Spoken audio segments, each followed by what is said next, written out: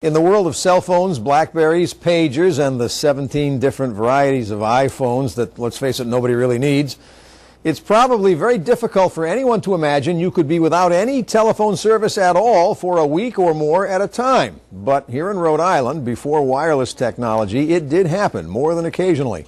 Here's one example in today's Flashback from 28 years ago today, September 15th, 1982. The telephone, no longer a luxury, although sometimes a nuisance, it is, in most of our homes, a standard fixture. But consider the case of Diane Foster. She lives in rural Rhode Island, has a 2-year-old son, a husband who travels, another child due any day, and a telephone that hasn't worked right in years. Phones will go dead for a week at a time.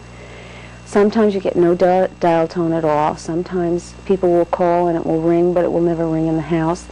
And be honest now, if you're under, say, age 27, do you even know how to operate a phone like this?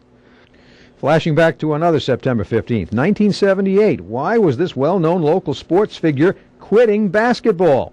Well, I think the biggest reason was I looked at the situation in Boston and I didn't think that it was a good situation for me to play.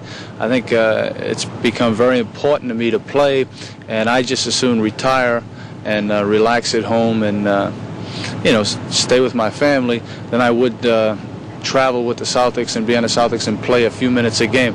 So I think not being able to play is probably the big factor why I retired.